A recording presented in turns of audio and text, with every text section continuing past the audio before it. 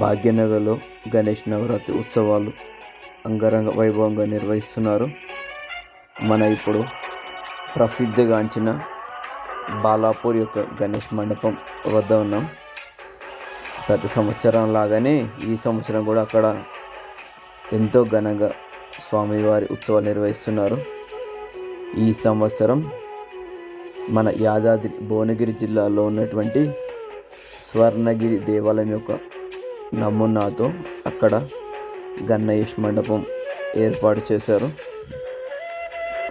ఎంతో అందంగా అక్కడ వాళ్ళు ఈ ప్రాంగణాన్ని అలంకరించారు. వెంకటేశ్వర స్వామి యొక్క విగ్రహం మూర్తిని మనం దర్శించుకోవచ్చు.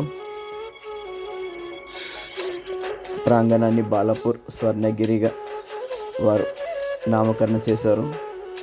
అదే ప్రాంగణంలో పాల సముద్రంలో శయనించినటువంటి వెంకటేశ్వర స్వామి విష్ణు రూపంలో ఉన్నటువంటి విగ్రహాన్ని మధ్యలో ప్రతిష్ఠించారు.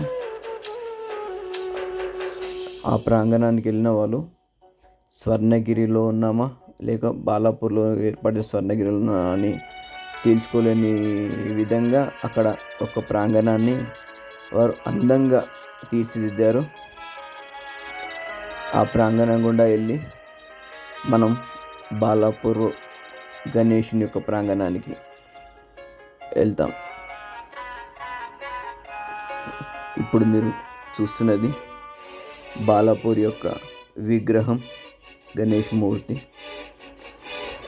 ప్రతి సంవత్సరం లాగానే ఈ సంవత్సరం కూడా అక్కడ ఘనంగా స్వామివారి యొక్క పూజలు నిర్వహిస్తున్నారు.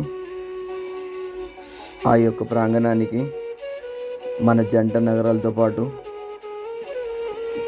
మన తెలంగాణ ప్రాంతానికి సంబంధించినటువంటి భక్తులు ఆ యొక్క దేవాలయాన్ని యొక్క నమూనా ఏదైతే ఉందో స్వర్ణగిరి నమూనాన్ని ఆ యొక్క ప్రాంగణానికి వచ్చి అక్కడ తిలకించి ఆ విఘ్నేశ్వరుని యొక్క ఆశీస్సులు పొందుతున్నారు. ఆ ప్రాంగణం ఎంతో భక్తులతో కిటకిటలాడుతుంది.